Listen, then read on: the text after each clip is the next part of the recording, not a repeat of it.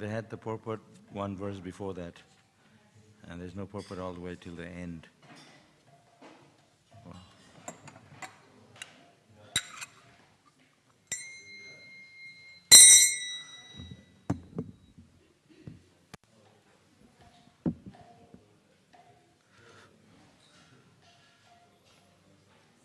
Jaya Radha Madhava Kunja Vihari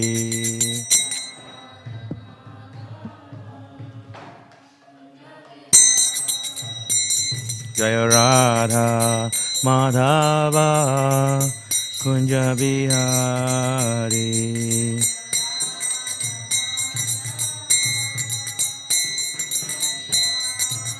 Gopi Jana Vallabha Girivaradhari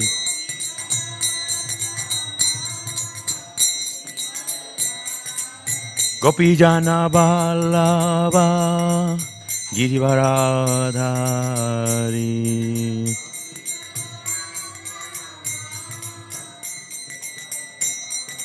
Jasodanandana Brajajana Ranjana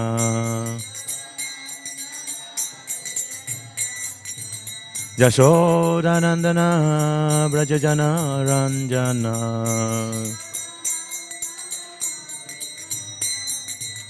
Jamuna Tira Vanachari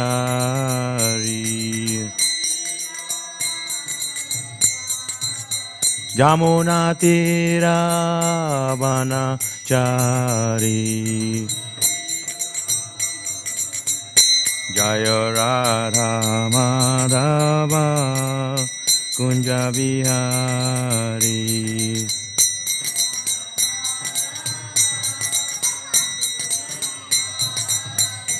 Jaya Radha Madhava Kunja Vihari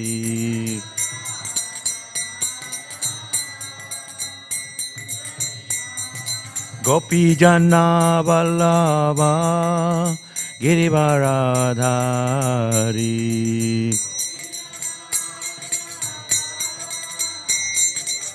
Jasodanandana Brajajana Ranjana Jasodanandana Brajajana Ranjana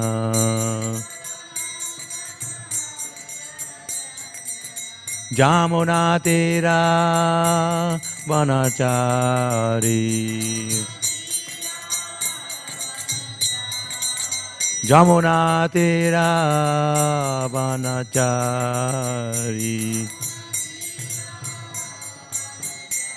Jaya Radha Madhava Kunja Vihari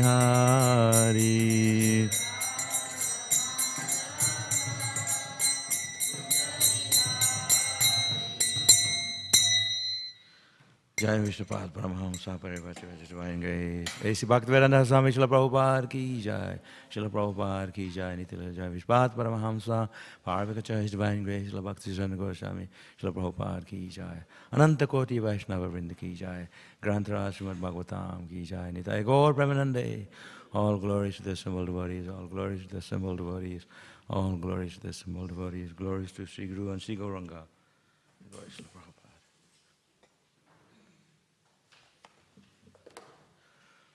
Om Namo Bhagavate Vasudevaya.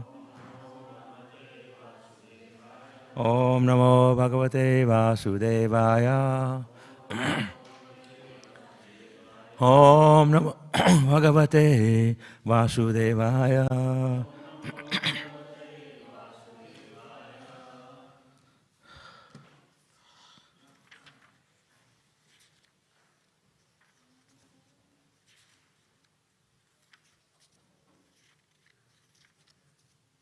There's no purport till the end of the chapter. So let's read through it. Okay. Today's verse is from the Canto 9, chapter 22, text 33. Tava tata shubhadrayam Tava tata Subhadrayam Avimanyu Ajayata Avimanyu Ajayata Sarvatiro Tirodhi Dajid Vira Sarvatira Dajid Uttarayam tato bhavan Uttarayan tato bhavan Tava tata Subhadrayam Avimanyur ajayata Sarvatiradi tiratha jidvira Uttarayam tato bhavan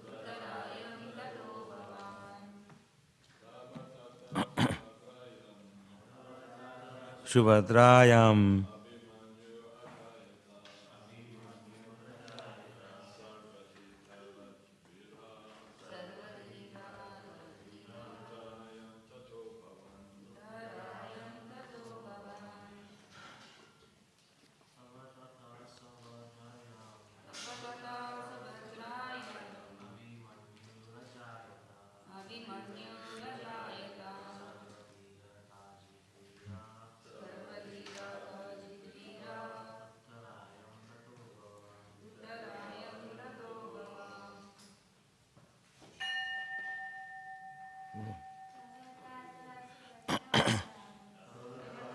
Subhadrayam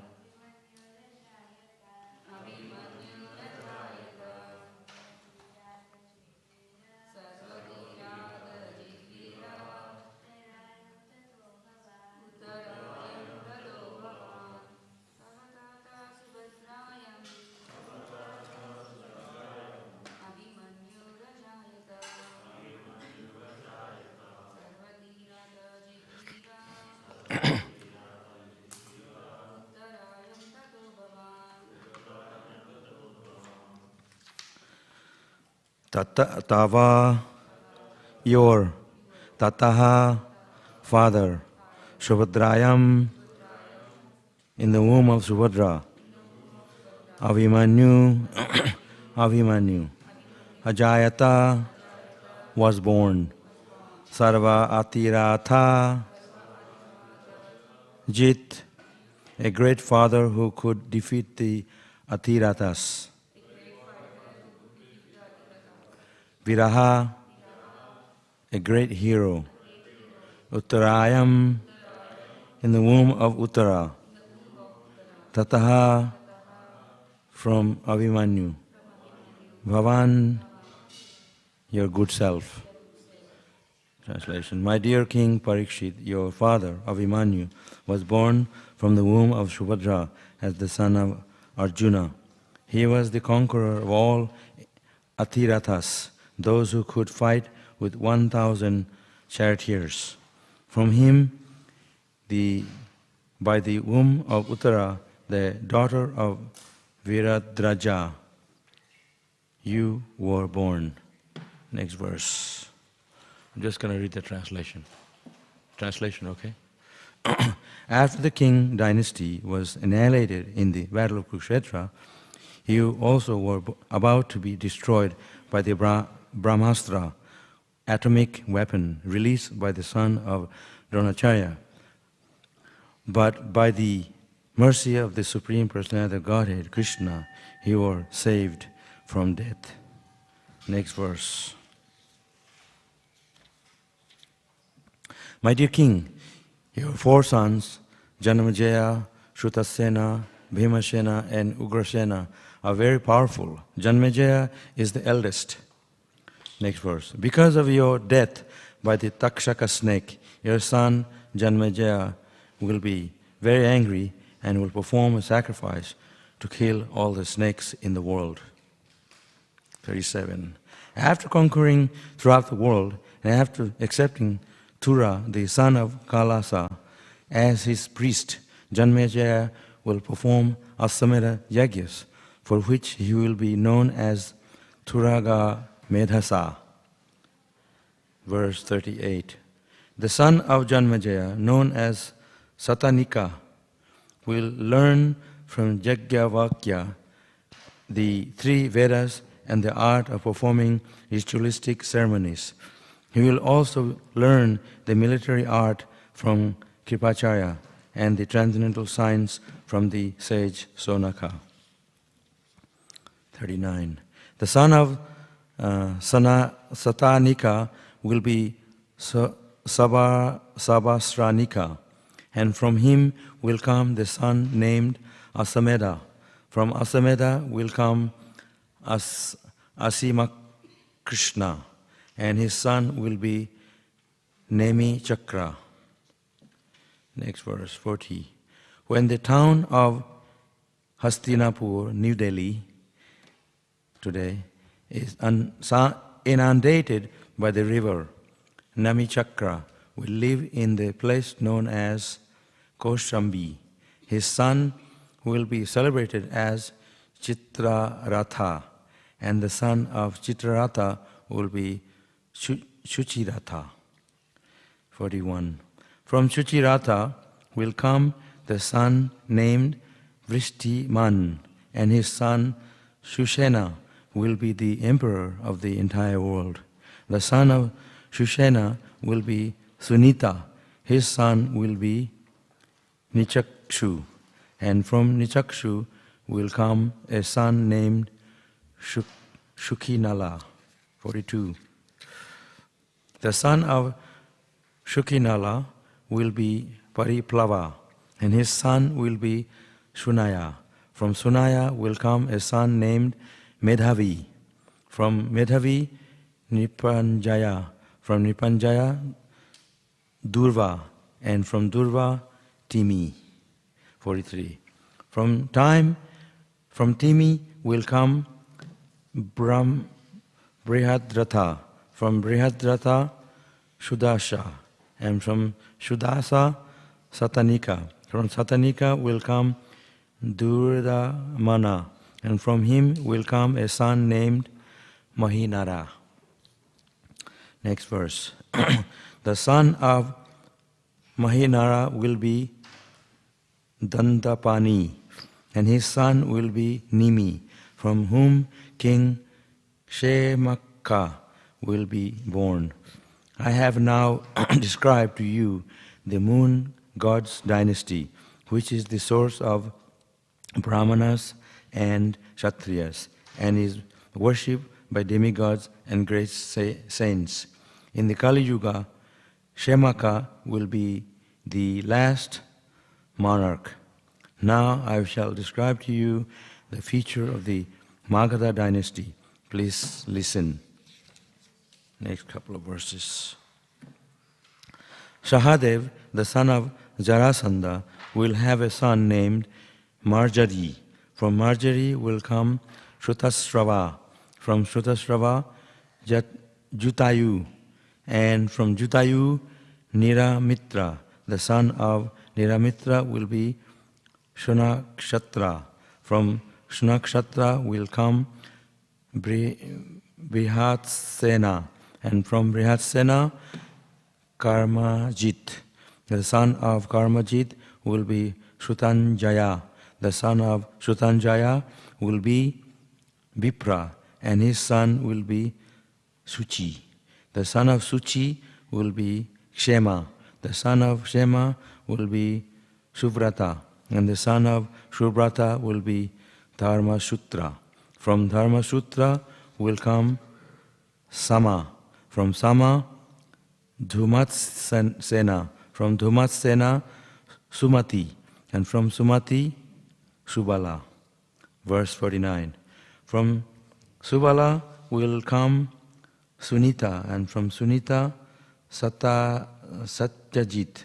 From Satyajit, Vishajit. And from Vishajit, Ripunjaya. And from these personalities will belong to the dynasty of Brihadrata, which will rule the world for 1,000 years. In this is the history of monarch that began with Jarasandha and continues for 1,000 years as the above-mentioned kings appear as the surface of the globe. Thus end the Bhaktivedanta purport of the 9th canto, 22nd chapter of the Śrīmad Bhāgavatam, entitled The Descendants of Ajamidha.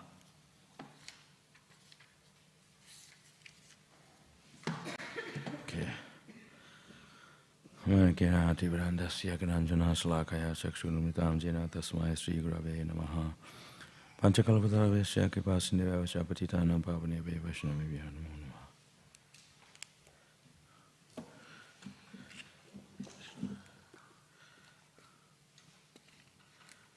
So Śrīmad Bhāgavatam, it has the historical point of view and also the philosophy, containing philosophy. And this history of the personalities mentioned in this chapter. And this is the history of the Śrīmad Bhāgavatam. They are great personalities, and then that are worth mentioning in the Bhāgavatam. So they are great personalities. Just like you have the mundane history of the world today, we have Mahabharata. That is the history of the great India, Mahabharata. That's what it means. And that's the history of the Pandavas and the Kauravas.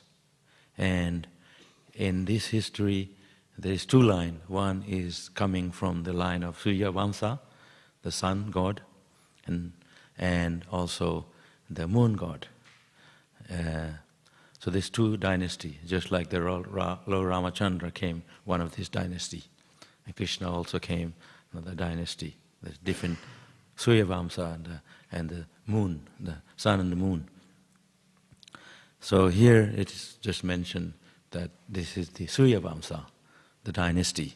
That the history of the Bhagavatam it's so interesting because sometimes people may think, what is this, just the name of people? But actually, like I said, there is the history and the philosophy. So, when you talk about philosophy, you have to mention the personalities in it, isn't it? Otherwise, how do you make a history? So this is connected to personalities who create that history. And of course, these personalities mentioned here, one of the great personality is Maharaj Janmajaya. And Janmajaya, he is a king. These are all great kings in the Mahabharata mentioned who are present. And these people, those days, they were emperors, the kings, they had a long life. How can someone rule the world for 1,000 years? I mean, we can't conceive of it because today we don't even live for 100 years. And they were ruling for 1,000 years. So that means they could live longer than 1,000 years because you have to be elected. I don't know what the system was, not like today, a voting system, but there was a system, a Vedic system, and he lived for 1,000 years. 1,000 years, we can't actually conceive of it because, like I said, we only can't even live for 100 years. And so this is the history, something that we can conceive, but we have to understand from the scriptures. The scriptures is the authoritative scripture, Shastra, which we must understand that it's not man-made. Just like when you teach history, geography or history or economy or whatever, you have to be a qualified teacher. And that's bona fide that they teach in the university or schools. So similarly, these are mentioned in the Bhagavatam because this is Bhagavatam written by Vyasadeva, who is known as the literary incarnation of Krishna. It's not just anyone can write the Bhagavatam. So we study this knowledge from the Bhagavatam because it's coming down from Krishna. So authoritative scriptures is what's mentioned in these books, in the Bhagavatam, Śrīmad Bhāgavatam. And just as they're talking about the story of Mahabharata, Mahabharata is also part of the story of Krishna's battlefield of Kurukshetra 5,000 years ago. Now someone may say, oh, that's too far, too long ago, 5,000 years ago, how can we believe that? But things existed way before our time. Even ourselves, we can understand how we appear, how we took our birth. It's not just what we see, something we see from our own eyes that, like some people say, seeing is believing. But a lot of things you can't see, but they still exist.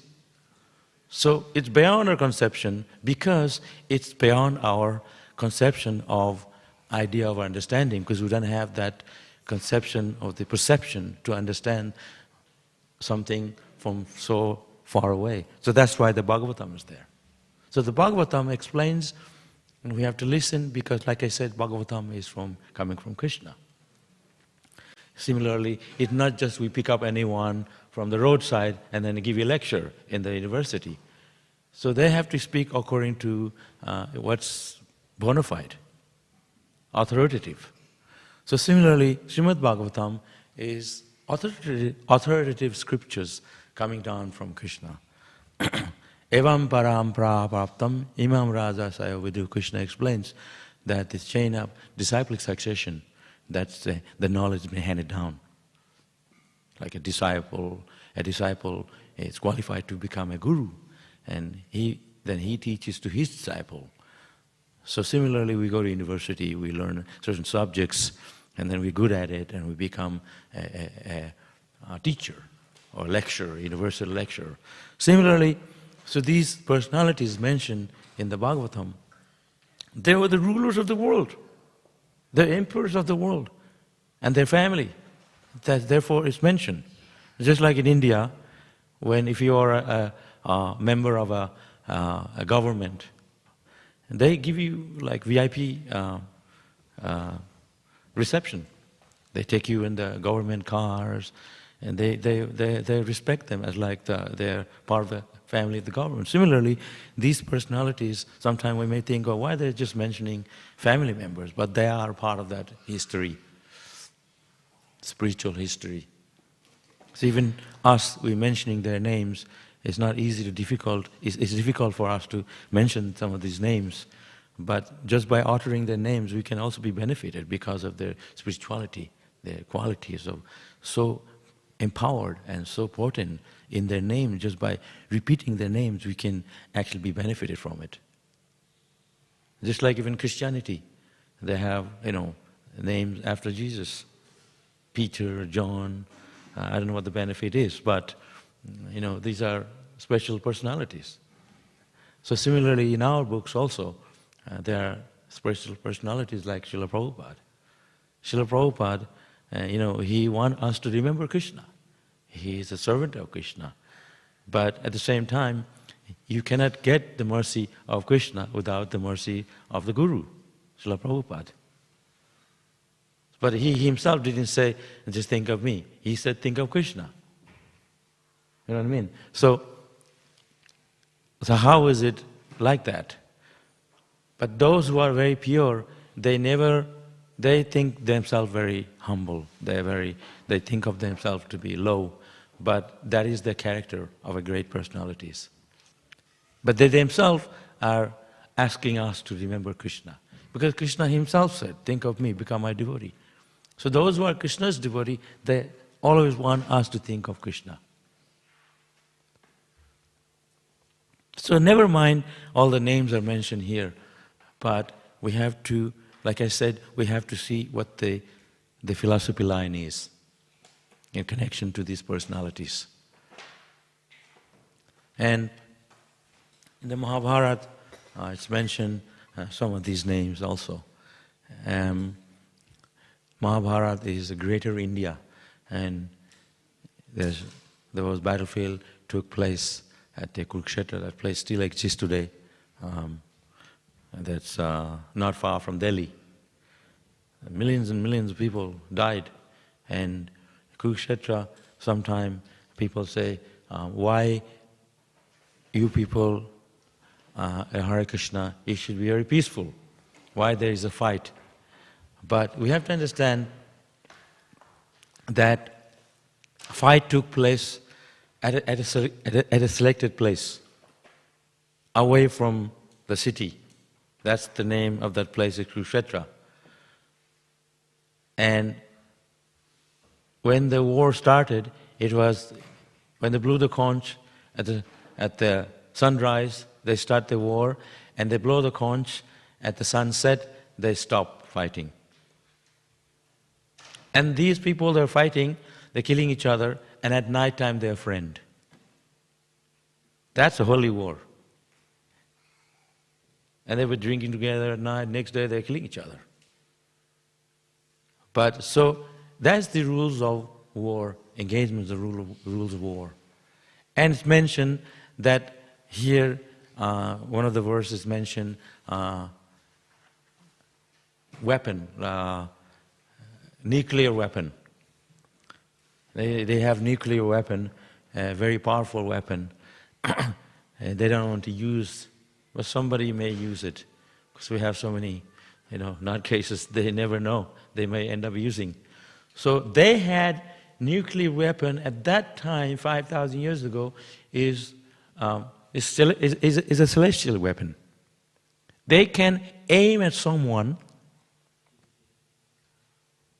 and they can aim at someone within the womb and kill the child within the womb and not hurt the person. That's accurate. That's celestial weapon. And here, that weapon is mentioned. So they were using, during the Kurukshetra, a nuclear weapon. No one is hurt except the person that they aim for, individual person. And there's no side effects. You can still grow vegetables, there's no chemical, thousands of years later.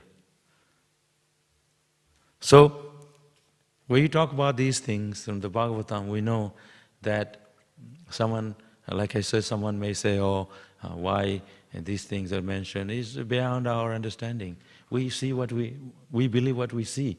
These things happened so many years ago. But we have to take information from Bhagavatam. Shruti Dhara. In India, there's a speaker called Shruti Dhara. It's a speaker. Means you have to listen. Everything is understood by oral, by the process of hearing. So when you hear from someone, then you understand. But if you simply hear and not understand, means you haven't heard. It has to sink in. Just like we are speaking here.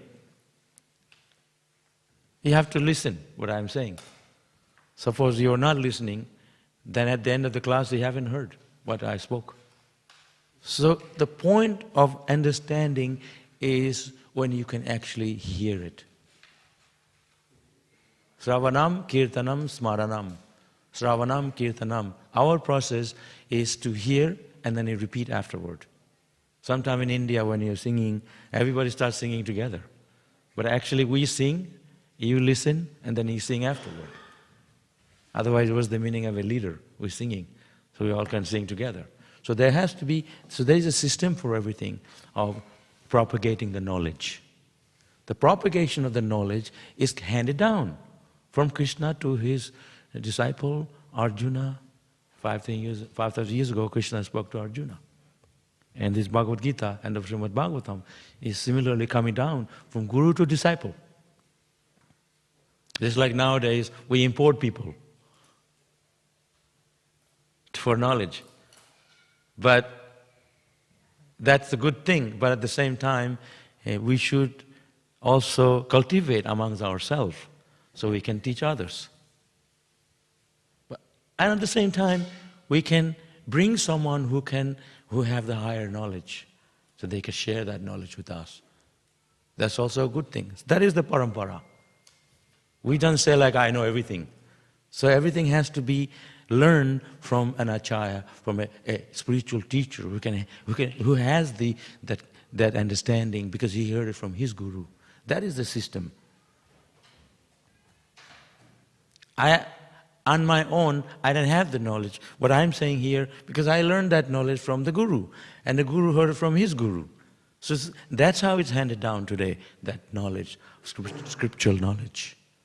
Śrīmad Bhāgavatam, Bhagavad Gita. That's why these personalities' names are mentioned, because they are also bringing that knowledge. They're in that line. Just like we are Gauriya Vaishnava Sampradaya, Chaitanya Mahaprabhu, that from him come his disciples, their disciple to Srila Prabhupada. Chaitanya Mahaprabhu, his hands in the air, he appeared 500 years ago. So all the way down to Gauriya Vaishnava, because we are part of that Chaitanya Mahaprabhu line. It's not that Krishna spoke directly to Arjuna and that's it. That knowledge has been handed down to us through the disciplic succession. So therefore, sometimes we bring people who can guide us, but even that has to be authoritative. Just like I like you and I get you to speak. It's not like that, I liking. It has to be in connection to the system. Simple. It's not like it's under table thing. It's not an entertainment. It's based on who can inspire us to serve Krishna, who can give us the knowledge in a perfect way so we become inspired. Why Srila Prabhupada is so perfect? Because he was expert. Expert. Because he was a sincere disciple of his guru. And his guru instructed him to preach Krishna consciousness in the West. It's a very difficult place to preach Bhagavad Dharma, religious philosophy, Indian concept of philosophy. Even if you come to our temple here, it's not easy for an Aussie person to sit here and listen to Krishna consciousness. It's easier for Indian because we are acquainted with this knowledge. But Srila Prabhupada, he did it because of his purity, his sincerity. Just not that it's impossible. We have to become that sincere soul of our spiritual master, our guru. Our guru is so sincere, they work so hard to teach that Krishna consciousness. And that's why we have this temple today. Srila Prabhupada's mercy. This, our temple, ISKCON, was built by the mercy of Prabhupada, who all his disciples were from European and American in the beginning. We're finding so hard time to preach to a white man, Hare Krishna. But Prabhupada did it. Every one of us, regardless where we come from, it's born religious. We have Yuga Dharma, we are born with spirituality. Even I was a child, I was born in India, but I had some vision. Even as a child, I had a spiritual vision that one day, like I'll go somewhere. People, even that Prabhupada had they read his palm. Somebody read my palm too. In India, you go to some remote villages. Those, especially in the 60s and 70s, India was a very rural place. Not like today. They had copying the Western country. It was so rural. And one person said to my hand, he said, you have a fame and you will go abroad. And here I am. From my village, I used to think, except my village, there is no another country. They said, oh, so then there was a hilly area where I lived. So I used to go to the top of that hill and look all the way far till I can't see. And there was some light. That's Mayapur, Navadip. I had that vision too. So it's not that what we see we believe. It's there in the heart, we're born with it. Just little bit of spark of knowledge, spark. It's like if you light a fire. It's a very difficult thing to light a fire. Beginning, I don't know if you had an experience to light fire. it's the last option is to put petrol or something. That's going to be smelly. So I remember I grew up in ISKCON, and they were teaching in Vrindavan Gurukul. They asked us to cook breakfast for the kids, for the school kids. We are part of the kids. We are part of learning how to cook. And so they said, you go in the kitchen and cook khichdi. And they only had wood fire, no gas. Now we just go in and his gas comes, so easy. They didn't have any gas, so you have to light a fire. That's the hardest thing. And so there were 5 of us, except me, all those American boys. And they had no idea like how to light a fire, except use a match. And so we had this big straw kind of a thing, and there's a hole in the middle, so we were blowing into it. And there was a little bit of a spark, and it was coming, but there was lots of smoke. So our eyes were burning, and our voice was choking from the smoke. It's terrible. And so we couldn't see a thing, and so we came out, and then somebody said, let's put like kerosene. So we put a little bit of kerosene, and poof, there was fire. But then the whole area smelled like kerosene. It's just stinky stuff. So you can't actually even go in the food. Anyway, so I'm just saying, that's a little bit of spark that's there within us. The spark of spiritualness, Krishna consciousness. We're born with that. So you light it, it's difficult in the beginning, so you have to follow the process. You blow it, you get smoky eyes and voice hurting, but then at the end you get the fire coming. This is my point. And then beautiful fire, you can cook your khichdi, whatever. But to light, but we all had the spark, a spiritual spark. But to get that fire going, there's going to be hardship. Smoke in the eyes and voice, and I can't breathe. So Krishna consciousness is just like that. I just thought of this example. It's not like I knew it before. Just came in my mind. So anything you want to do in this world is difficult. Like now in Australia, the young people, they're not going to have a home because everything is so expensive. If they didn't have a home from before, how are you going to afford to buy a home because everything is so expensive? We say, come and join Hare Krishnas. We have plenty of space here. Chant Hare Krishna, or wherever you are, chant Hare Krishna. Krishna will protect. You have to have that faith. I don't have a home, I just live, but I live in a really good place. Krishna arranges. Everything belongs to Krishna and He can give it.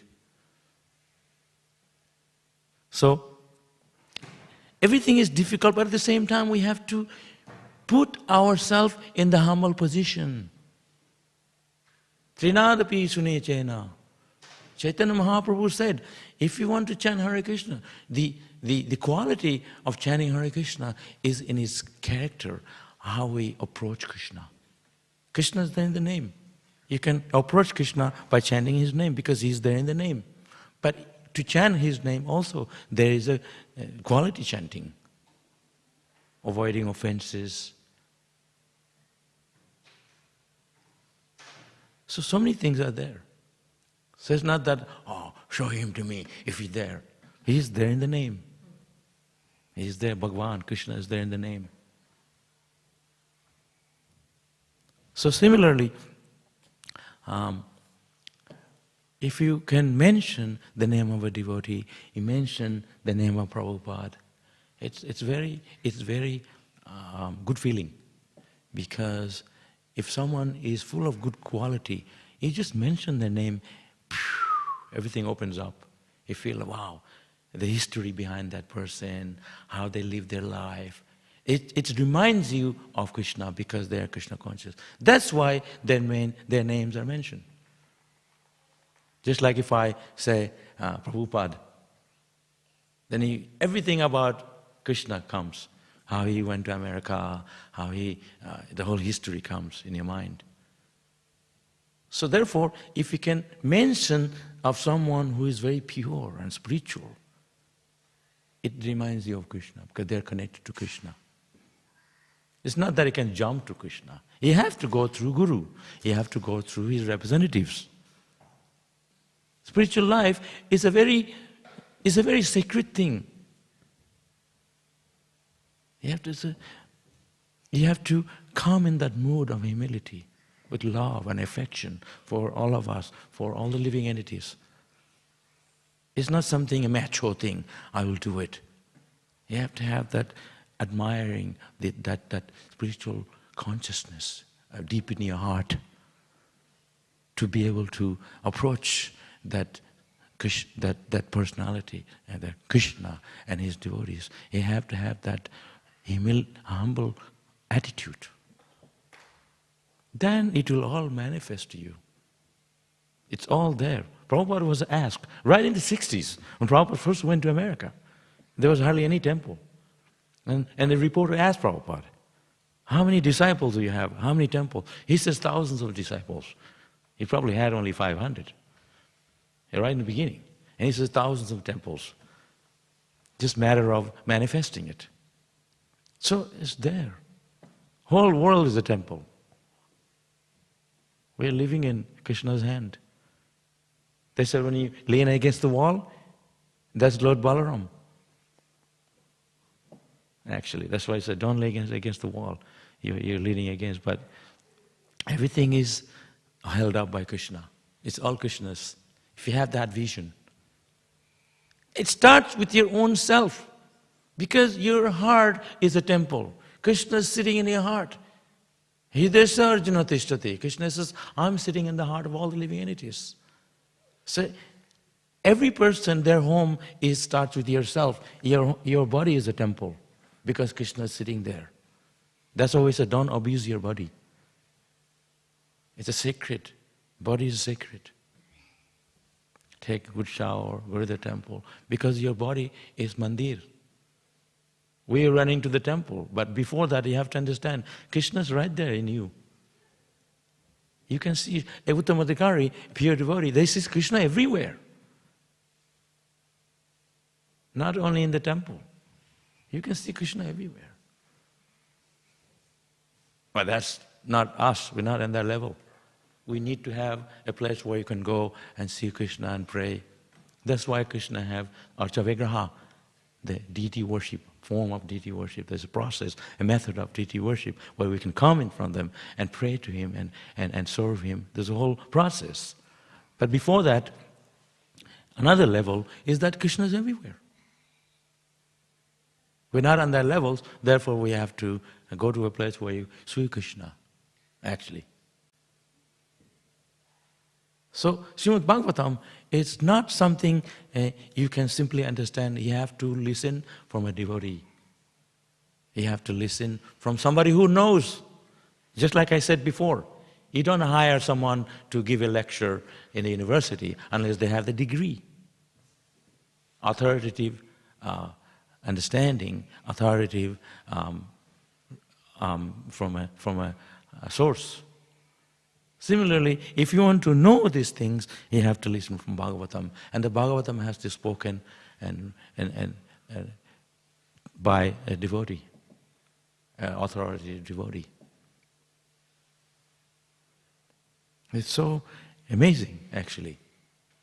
And we want to listen for someone who can give that knowledge so nicely and deliver it and inspire us.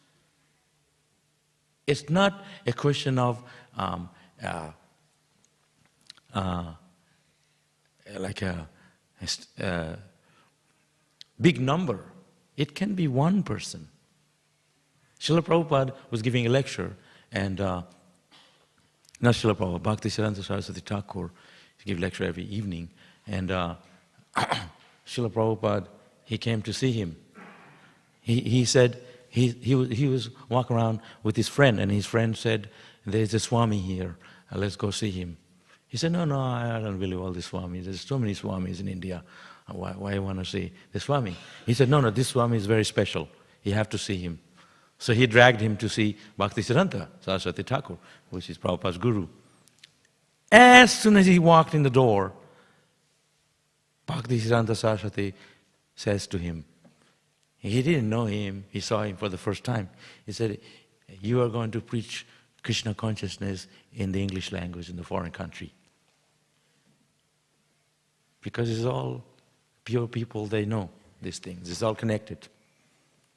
He said, well, before we can preach to Krishna consciousness to the Western world, we have to free our own country from colonization, from the British at that time, in the 1930s. And Bhaktisiddhanta Saraswati Thakur says, it's nothing to do with that.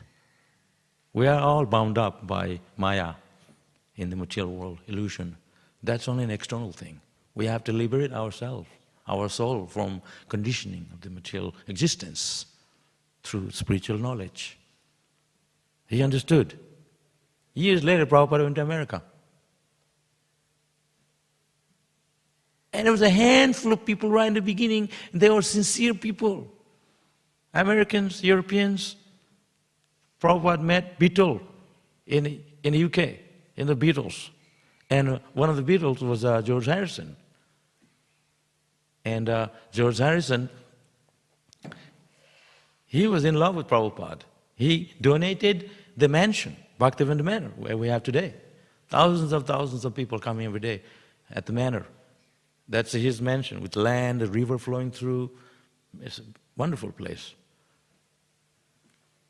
And I heard a story that they wanted some money. The only person can give is George Harrison. Everybody was poor. So Prabhupada told one of his disciples to ask George Harrison for $10,000. At that time, that's a lot of money. 10,000 US dollars. And so they needed urgently for books or something. Prabhupada wanted. So they asked Shyamsundar Prabhu. And Shyamsundar Prabhu was a bit hesitant because everything we need money, we go to him. So he's fed up, perhaps. But this Prabhupada's order to ask him for 10,000. And so Shyamsundar very humbly asked George Harrison for 10,000. And George Harrison said, oh, here we go again. Not again. So he was hesitant to give. Just at that time, the light went out and there was a storm. And then George Harrison said, oh, looks like I have to give you. So Krishna, he can give if he's authoritative. Everything we need. But we shouldn't be hasty. If Prabhupada wants it, if Krishna wants it, he will give. He's the owner of the universe, isn't it? But we have to be humble. We have to be nice to each other. We have to be loving. We have to talk nicely, Vaishnava. Be loving to Krishna's devotee, not loving only Krishna and not devotees. That is Kanishta Adhikari. Everyone. Why people were attracted to Prabhupada? Because Prabhupada was perfect in every way. They were enhanced, they were enchanted by Prabhupada's compassion and his loving mood to one another. They loved Prabhupada so much because Prabhupada was so loving that people want to be with him. Like a father, loving father. You know, we don't get that kind of love even from our own family. But Prabhupada had that love because he's so deep in spiritual life. He used to cry when seeing the deity.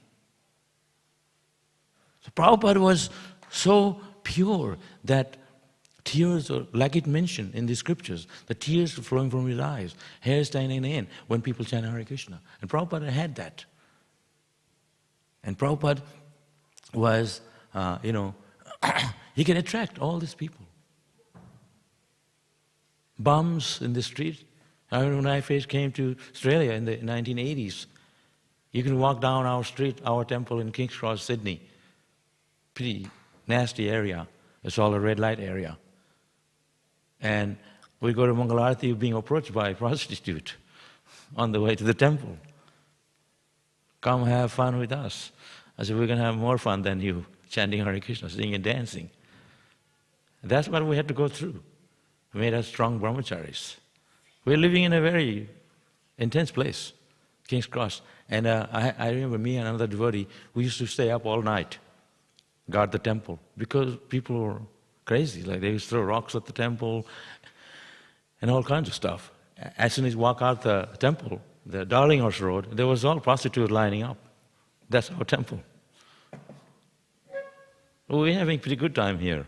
It's all devotees around. It's amazing here. But it made us stronger in Krishna consciousness, these things. So when we are faced with the difficulty, we become more strong to serve Krishna. But like I said, we have to be humble. Humility will win everything. And you see the Pandavas, he is mentioned, the 5 Pandavas. They even didn't have a home. Why the battlefield of Kurukshetra took place? Because to get the land for the Pandavas. Duryodhana wouldn't give. That's the whole war. Millions and millions of people died except the Pandavas. 5 Pandavas, unharmed, because they're with Krishna. And they're very loving. Arjuna, so loving. Not only love Krishna, but all the living entities. There says here, history. They are the sitting place of Delhi, New Delhi today, Hastinapur. And the Pandavas, everybody loved the Pandavas. Every Indian person knows, Pandavas, Pancha Pandav. In Bengal we say, Pancha Pandav. We all know the story, the history. Greater India, Mahabharata means Greater India. That's the real history. American history, Australian history, what, 200 years? This 5,000 years and before. So no, I don't believe that. But it's not based on your belief. Sun rises and sets every day at a particular time. You like it or not. It's a fact. Everything's based on facts. Shastra, the book of knowledge, scriptures, Bhagavatam, Bhagavad Gita. So no, you're just blabbing on. Because no, we're talking what Krishna spoke in the Bhagavad Gita. There's so many aspects. Are we very Krishna conscious? Every time we chant Hare Krishna, is the tears coming from our eyes? Is the hair standing on end?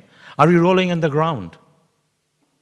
Well, we talk so many things, but we have to have this kind of character. Then talk so many things. Right? So understand things with the method of humility. Sanatana Goswami, Rupa Goswami, they were Krishna's intimate associate. They were Krishna's eternal associate from before they came here. They put stick in their mouth and they paid obeisances, dandavat, fall on the floor. And they were so wealthy. They said that Sanatana Goswami and Rupa Goswami, they had boat full of gold coins. Boat. Like one gold coin, if we find today, they're going to put in the museum. They had a boat full. And they gave it up because they had so much affection for Chaitanya Mahaprabhu.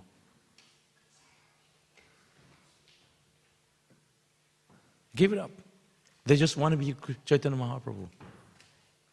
There was no hankering and lamentation for anything material. And Raghunath Das Goswami, one of the 6 Goswamis, also very rich, they got him married, and it's mentioned his wife was as beautiful as an Apsara, a heavenly dancer. And he just wanted to join Chaitanya Mahaprabhu. So his father tied him up at night so he doesn't run away. He has so much love. So when you talk these things, it doesn't make sense to us because we are not nearly there, that platform. So once we can actually be on that platform, then we can talk so many things. We don't even have a desire to chant 16 rounds nicely. We have to have a temple where you can sit down and chant for 2 hours. On our own, like we'll be blabbing on. That's why Prabhupada made the system, sit here, chant, so we can check with each other how we chant. Association. In the midst of the association of the devotees, the chanting becomes easier. So once we can come to that platform, then we can talk other things. First become apane achar, then prachar. First you become Krishna conscious yourself, then teach others about Krishna. That's how it works. I'm not any Krishna conscious. I embrace every devotee with love and affection. We are trying to reach that. That's why Rupa Goswami, Sanatana Goswami, they said, Hare Radhe Brajadeva Kicha Lalite, where are you? Oh Krishna, where are you? Are you under the bank, on the side of the bank of the Yamuna? Or are you under the tree? They're with Krishna. They're Krishna's eternal associate, but they're in the mood of searching. So, mentions of the great devotees in the scriptures, it's so important because they can inspire us about Krishna consciousness. Srila Prabhupada inspires us. I love Srila Prabhupada. And all the devotees, you can read history of Srila Prabhupada. It's so amazing that it's not when you talk about Pandavas, when you talk about the history of these great personalities. We have here Prabhupada, a hero, right here in front of our eyes. And so many of our great devotees, we don't know who they are. They could be one of those persons mentioned here, reappear here. I'm not saying you are, but never know. Prabhupada said, these boys and girls, American, European, Krishna have sent them to assist me. He wasn't joking. He said that. So there you are. So therefore we have to be very careful to respect one another. You are just as important. So Srila Prabhupada's mercy is all around us, smeared on us, His mercy. We just have to take that very seriously, His mercy. Every one of you, very special devotee, because you are serving Srila Prabhupada. So, the history is not just there just for reading and then that's it, you scratch your head. We have to understand why this there, why is it mentioned?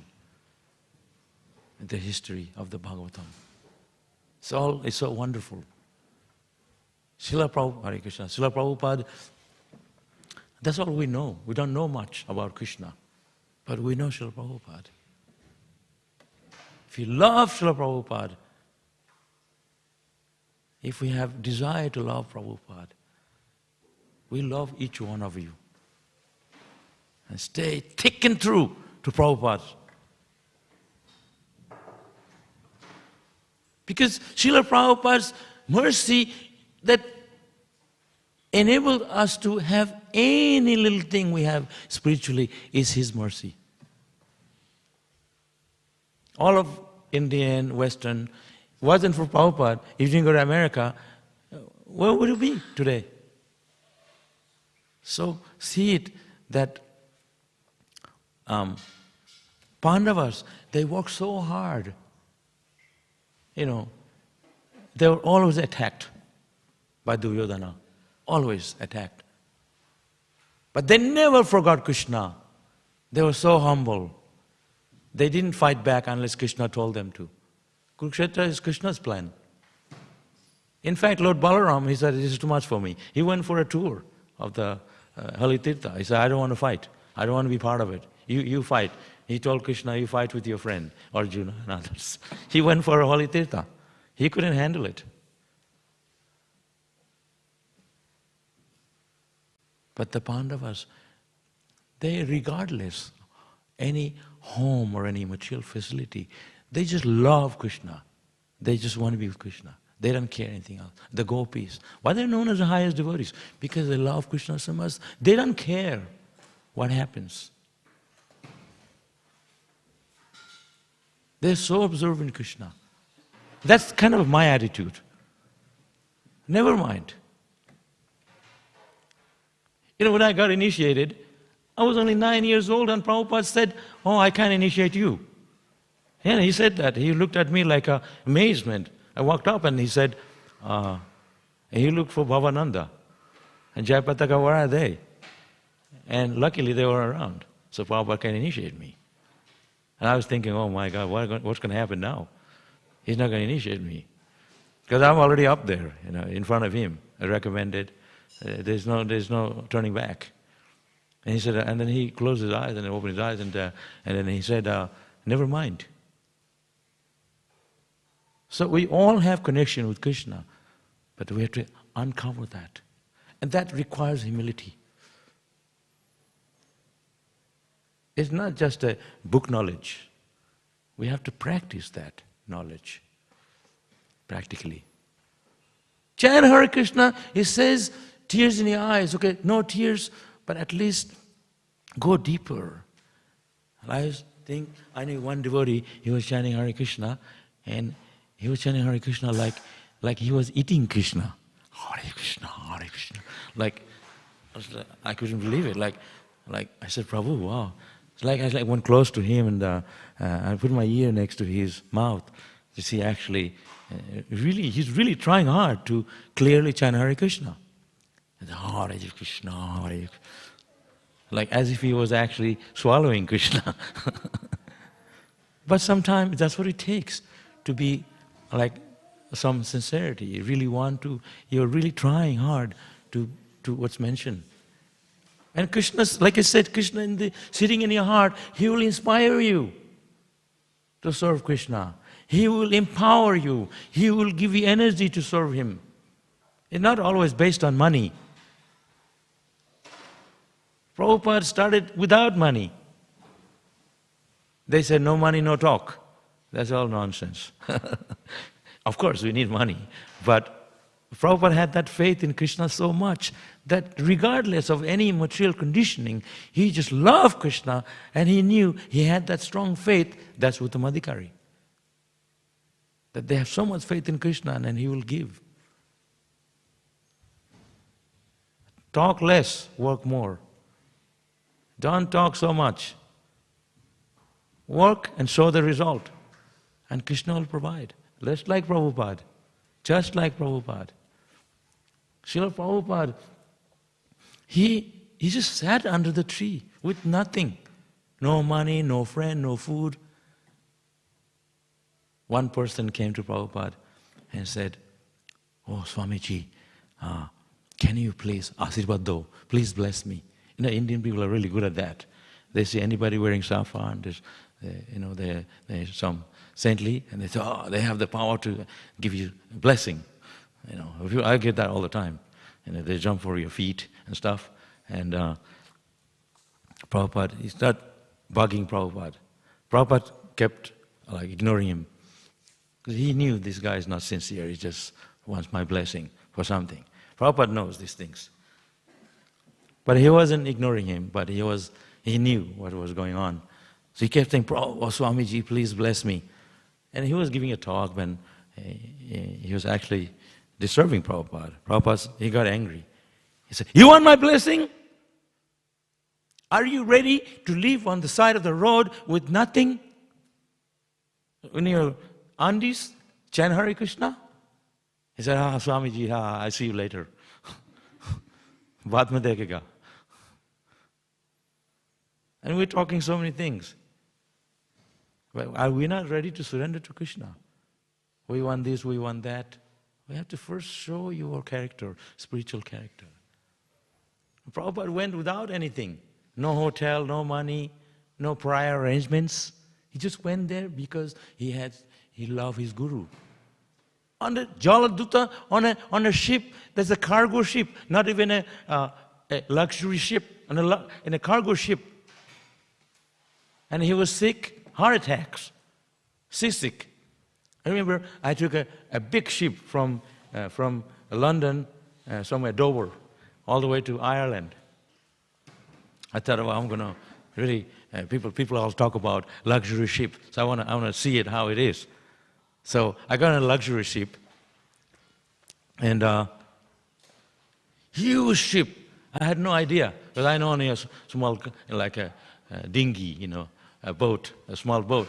This big ship I never saw before. And so I got on this ship. I was so amazed. They have supermarket, car park, 5, 6 stories. And guess what happened? I had super bad headache. And I was feeling vomiting, seasick. And so I asked the people what to do. They said, go watch a movie. They have the theater. So I went and watched a movie. It made it worse. And they said, you go on the deck, on the roof of the ship, and lie on the floor, look up at the sky. That will help. I did that, but it didn't go away. So Prabhupada went on a Jaladuta, not a luxury ship. And look at it, because he had the faith. But first we have to exhibit our own character, the humility, love for Krishna, love for Prabhupada, love for your Guru, love one another, work together, just like it mentioned here, these personalities. Why is there mentioned their names here? Because they are so great, they are so loving. The Pandavas, one time and time Mahabharata is mentioned. The Pandavas, they didn't, even Arjuna didn't want to fight. It was Krishna's plan, you fight. He said, no, they are all like my uncle, my relatives. I don't want to fight them. Krishna said you have to. Because out of love for Krishna. Like young people, they don't want to go to the war. We read about it, the Second World War, First World War. They said, no, we fight for the country. After they come back. So we fight for Prabhupada, Prabhupada fought. The Pandavas fought. Arjuna fought for Krishna, under the order of Krishna. Some people, they say, oh, how can you religious, you fight so many people, kill? No. If God wants it, we do it. All those people that died in front of Krishna, they went back to Godhead. They died in front of Krishna. They understand that. So anyway, we have to understand deeper concept of the Krishna conscious philosophy. And you talk about, there's a book by Burijan Prabhu, Surrender, right? Surrender, there's one book called Surrender. You read about that book? What is surrender? Not you surrender and you do other things. Surrender means fully surrender, Atma Nivedan. I'm yours. You use me as you like. If you, Prabhupada, you want me to stay under the tree, it's okay, I'll chant Hare Krishna if you want me to do that. A good disciple will not even eat unless the Guru tells you to eat. I wake up first in the morning, and wow, who's cooking today? Where is the surrender? And then we're talking so many things. Hare Krishna. We have to have this kind of understanding that everything starts with humility. If everybody attacks you, you just keep chanting Hare Krishna. The head down. They'll be attracted to you. They'll not fight. They'll go away, they'll not fight you. We know the Prahlad Maharaj. Prahlad Maharaj, 5-year-old, just a 5-year-old. And I joined Hare Krishna at the age of 6. That's not Prahlad Maharaj. I was thinking, I'm going to live with the Americans, and I'm going to have really good food. And I was getting khichdi that had bugs in it, because we were so poor at that time. But we loved Krishna consciousness because Prabhupada was there. He inspired us. We're not here for comfort. Our comfort is serving Krishna, wherever we can be. You look at the life of Prabhupada, our Guru, our founder Guru. He started with humility. He started with nothing. And we have everything. What are we complaining about? Be happy, serve Krishna, associate with one another, embrace one another, happiness. That's so loving here. Our love for each other, that we don't even get it from the own family. It should be like that, actually. I joined Hare Krishna movement at the age of 6. I was still attached to my mother. They put me in the Brahmachari ashram. They said, you're Brahmachari now. I had no understanding what a Brahmachari is, a celibate, at the age of 6. I'm still attached to my mother. So I went to the ashram when my mother is. They said, what are you doing here? This is ladies' ashram. You can't be here. I'm like, that's the standard. But I understood later what they meant. So Krishna consciousness is a very wonderful process. They may be heavy, but they have that understanding behind why they are doing that. There's a deeper meaning what we do here.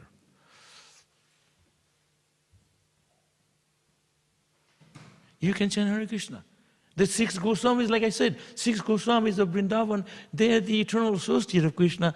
They didn't have anything. They were living, every day they were living under a different tree.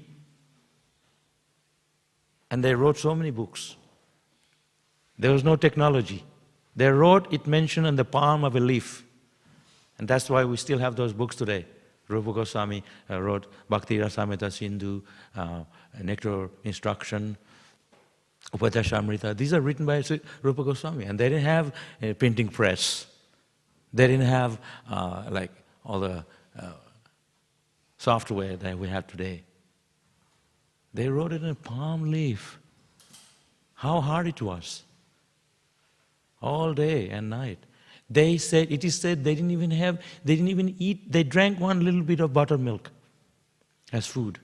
They were skinny. They had everything they need, they gave it up to preach Krishna. Because of them, we have these books today. And they didn't have a temple, they didn't have anything. They're living under a tree.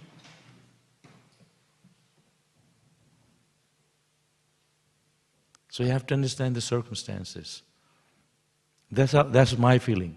So, Goswamis, the Vrindavan, the Acharyas, like Prabhupada, and the previous Acharyas, Prabhupada's spiritual master, and all the way down to Krishna, they're so special. And we are in that line.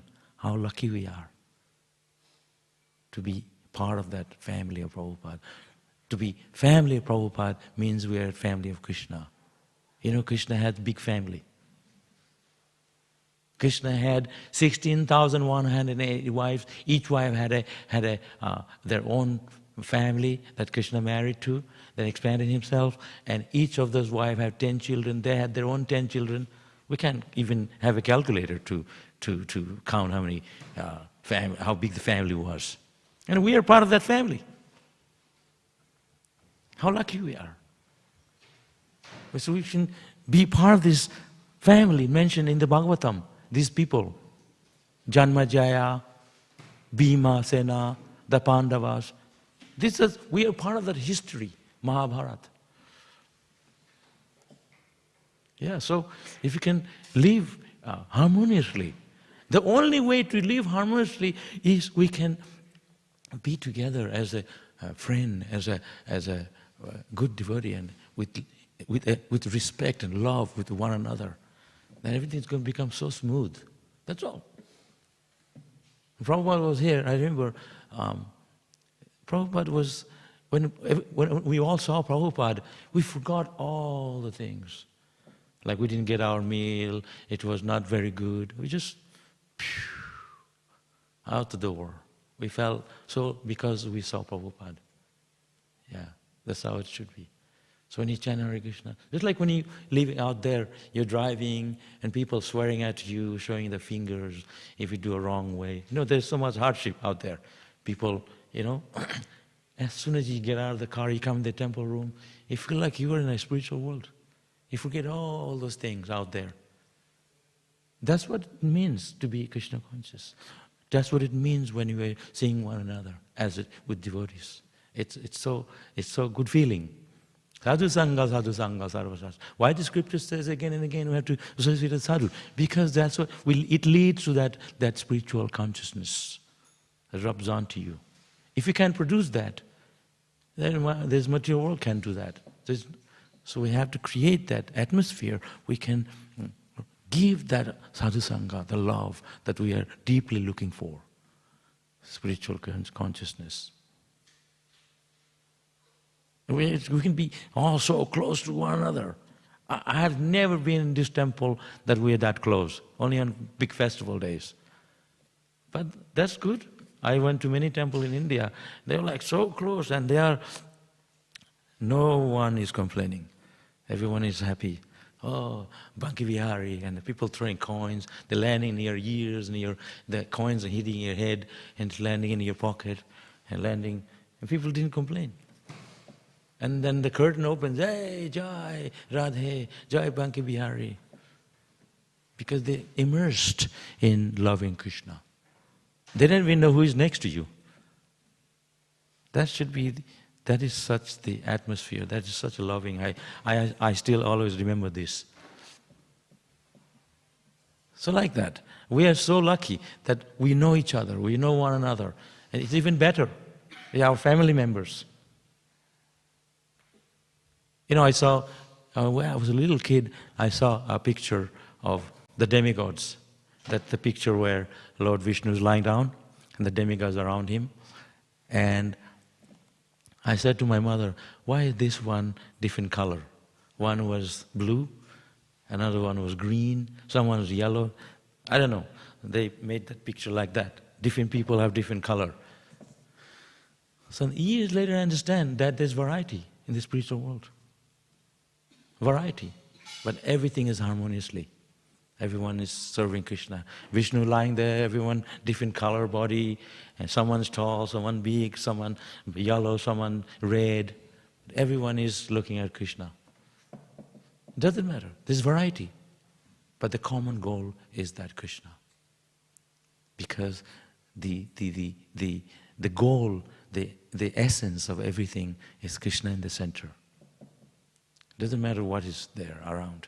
Everyone is serving a Krishna. It's so beautiful. That is spiritual society. If we want to create a perfect society, you have to put Krishna in the center. Otherwise there are going to be a lot of issues. Without that common knowledge, material things cannot satisfy completely. Only through the spiritual understanding things can be completeness. Will come only when you implement spiritual knowledge and teachings. Material things will not, it is full of flaw, will not make any sense. You see the society today. Everything is there, whatever you need materially, but widespread dissatisfaction in it. The war, if there's nothing to do, they'll find something to fight about. That's material world. Everything is good, but still there is issues. Because there's no Krishna in it, there's no God, there's no religion, there's no dharma in it. So when you take dharma out, there's going to be problems. Because without spiritualness, without spiritual teaching and knowledge, material thing cannot bring complete satisfaction. It's bound to lead to dissatisfaction without Krishna. But you have to have that knowledge. Despite knowledge, people are not happy because they're not applying it. Yeah. So many things. Any questions? You have a lot of questions. Hare Krishna Prabhu, thank you for the nice class.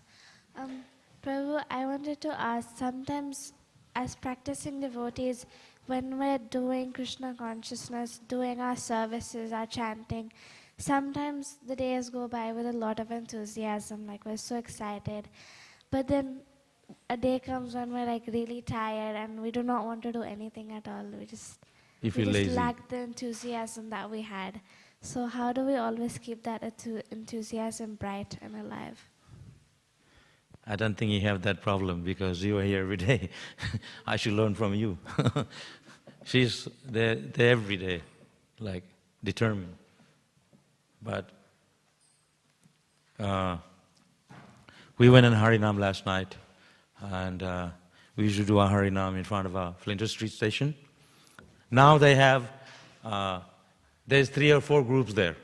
The spot where we do our chanting is taken away by a Christian group. They have a big piano and this, that. we can't do chanting. And then next to them, this another group, they're banging on the pot and stuff. I don't know. And then on the other side, there's another guy with a Bible. So we don't have our spots. So then we went, so we didn't know where to go. And we went in front of the church on the other side. There's a nice area there, a bit quiet. And we had all the ladies came, all dressed up. And we had the man, we in line. It looked really nice, very attractive. And people were coming over from everywhere. And before there was no one there. They were coming over to see the devotees. And we are all singing nicely, in rhythm, dancing, in swinging, everyone dressed and smiling. We had they make cookies, they give to people. As soon as you started that, 3 girls, Australian girls, the young girls, they're usually into, and they had tattoos, and they stopped. And they bought books from us, they took cookie, and they're smiling, and they danced with us. How is it possible? You know, like these young girls, they usually, in a pub or somewhere, and they're so attracted. So, my point to you is that once you jump into Krishna consciousness, that enthusiasm will come. It's just try to get over the mind platform, But once you do it, once you're up, it's just fantastic. Once you're in it. But to get to that is hard. Like I said, lighting the fire. It's not easy, but it will come if you put yourself into it. But you have to have that Sangha, association of the right people who can inspire you. Prabhupada's mercy. You have to humbly pray to Krishna, please inspire me. There's no one here, then you come, Krishna is here. So he can inspire you. So, and so many miracles happened yesterday in the Harinam. Every person we met in Swanson Street, they were just so happy to see the devotees. We never, usually you find someone, hey, you're Hare Krishna. But we didn't find anyone like that. Everyone was just, they loved the devotees. Even in the 80s, we used to have always some issue. But now, they're waiting for us. All we have to go and talk to them. And it's so dynamic. I felt more happy than ever when I went out that day, yesterday in Harinam. You can experience all these miracles when you mix with people, when you go out in the street, distribute. Now they're going to distribute books this month. These are all miracles happen. Krishna will inspire. It's so difficult to stop someone to distribute the books. For me, it's like, I remember, when I tell the story, I remember they dropped me in the one of the Pitt Street Mall in Sydney. This way back in the 80s. They gave me a box of books. They said, don't come home till you distribute all that books. They just left me there. One devotee named Bhagavati, he lives in the US now. And he came back to pick me up in the evening, like around 4 o'clock. This was early morning at 10 o'clock. And all these books, 1 hour went by, I couldn't sell a book, not even one book. I couldn't even stop people. Even just, that was in the 80s. There's less people in Australia. But I couldn't stop anyone. Everyone was like, I was just 19 years old. But I was like a lot of passion. And they told me, speak to people nicely, smile at them. So then Prabhupada gave me a trick. So you punch them in the arm like this. You say, good day, champ. Are you out of town? Or, So I did that, this big guy. So I punched him in the arm. He said, hey, good day, champ. Are you from the country? He looked at me like, who are you? I said, this trick doesn't work. So then I was like really disappointed. And then, so hour went by, nothing happened. I couldn't stop and give one book, sell. So then I thought, I'm just going to do something rough. Like Not anything in a line or just something, just want to do something I want to do. So I picked one guy and said, "Hey you! Stop right there and give me $20. That's something we don't do. And it worked. The guy pulled out a wallet and gave me $20. And I said, "Oh, that's amazing." So I can't do that every time, but that got me going. I felt really inspired, and then and I could stop people. Because sometimes you have to do funny things, but that's just out of the thing. We don't usually do that. But then, I had to do something to get people to stop. After 1 hour, I was frustrated. I couldn't get one book out. So something told me from within, do something like really outrageous. And so, I was getting money, I stopped people, like everything. I got rid of all the books, Back to Godhead magazines, I have new Back to Godhead magazines. So sometimes we have to pray to Krishna to give us intelligence. You have to pray to Guru Maharaj, chant japa nicely. This is, I believe, everybody has their ways. And Krishna from within, like I said, Krishna from within will give us the knowledge to continue our service. But we have to do in a mood that's going to attract Krishna and Prabhupada. We don't say, "Oh, I'm really good." No, have your head down and with respect. I know, Prabhupada was attacked by dacoits, thugs. Prabhupada was attacked, right in his room in Vrindavan, while everybody's around him. They came and attacked Prabhupada. Can you imagine that? They had his disciple, Brahmananda, Tamal Krishna, many, they're big, strong. They could easily take them on. 10 of them attacked Prabhupada. "Swamiji, you are ruining our culture, and you are giving initiation to Western lectures, Western white people. They have no knowledge. You're ruining our culture." On and on and on. They were attacking Prabhupada all around him, and Prabhupada was just sitting there, Hare Krishna, like Prahlad Maharaj. And I was thinking, and they said, and Prabhupada, those devotees, the American devotees, they could take on them. Prabhupada said, "Stop! I'll deal with it." He kept chanting humbly with his head down. After 5 minutes, he was going on Prabhupada. After 5 minutes, Prabhupada, he took his head up like this, raised his head up, and he said to them all, "I'm just trying to follow the instruction of my Guru." That's all he said. They all put their head down, then walked out one by one. And they asked Prabhupada, "Wow, how did he know how to handle that?" Prabhupada knew. Yeah.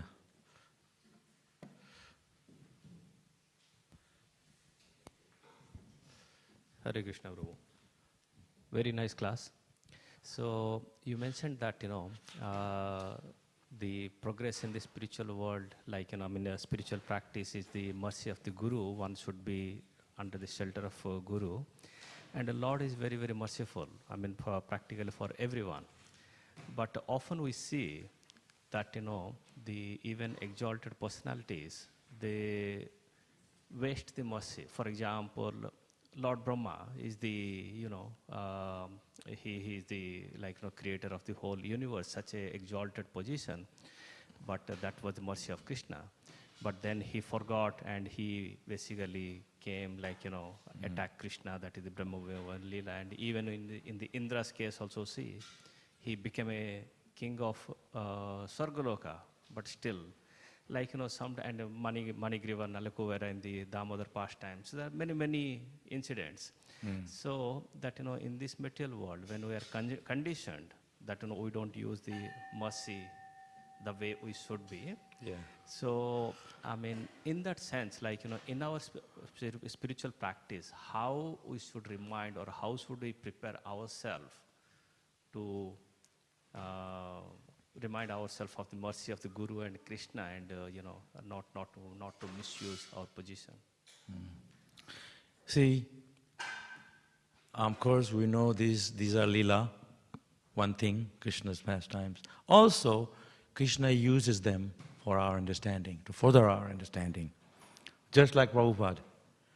Prabhupada had a heart attack, and he's Krishna's pure devotee. Someone may ask, why is Krishna so cruel? Why is he giving him a heart attack? He should be favoring him. like make it all smooth. But Prabhupada was an example of how surrendered he was to his guru, that he determination to Prabhupada. Krishna used him example. He used him as an example to show us that his determination to serve Krishna. He could have turned back. He said, "It's too much for me," like some of his God brothers did. So sometimes these stories are there because to show that even these people can forget Krishna due to power and ignorance can attract them. Indra is not like pure devotee. He gets Maya too. But they're easily to understand. Like then he knew, okay, this is my mistake. When Krishna, Krishna lifted Govardhan hill, and he realized his mistake. So sometimes we get carried away by ignorance too. So Brahma also, but this Brahma we have is a very special Brahma. He's Haridas Thakur. So sometimes, these us devotees also, but then once we learn, mistakes can make us stronger in spiritual life, makes us a better devotee. So we have to see in that way. So whatever happened, the demigods, that's why Krishna says, don't go to heavenly planets. It's not a perfect place. He said, go back to Godhead. He gives us the process. So don't think the demigods are all pure devotees. There's a verse in the Bhagavatam which says the devotees are higher than the demigods. Nakinka Rajan, there's a verse. So, but the demigods are Sura. They have knowledge. They know Krishna's position and their position. So they get carried away by material enjoyment. That's why they're not the highest devotees. Gopis are. Padakamalaya Dasa, Dasana Dasa, Gopi Bharatu. So sometimes these stories are there to Krishna uses them as an example to show that even these highest position, they can also forget Krishna. And they can get carried away by material opulence. Yeah. Like we're nowhere near. We forget Krishna all the time, even though we know the process. So this is the process. So in the process, there's going to be practices. We are all a part of the practices. We're practicing to be Krishna conscious. So no, I'm practicing, so let me do whatever I want to do. That's not practice. Practice means we have to implement ourselves and be sincere. Right? It's not just a talk. So this way, but they already know these things. They are in knowledge, but they're not practicing. But they can understand mistakes, like Nalakovara and Manigriva. They understood that they need that punishment to learn their things. So we are put into circumstances, situations, but then we have to know, oh yeah, kya, like what happened, like my mistake. Let me correct myself. That's part of the process, part of the practices. But everything is smooth, we're not going to practice. If Prabhupada didn't tell you 16 rounds, we're not going to do any rounds. So you have to give it a number. Okay, 16 and that's it. Good quality. He said, no, just do whatever, how many rounds as you like. Like in India, when you take a rickshaw, he said, no, just give whatever you want, donation.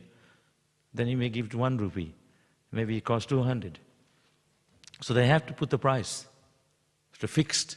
So similarly, it's because we are not going to do otherwise. We have to have the process very strictly. Okay? Hare Krishna, thank you. Srila Prabhupada ki jai.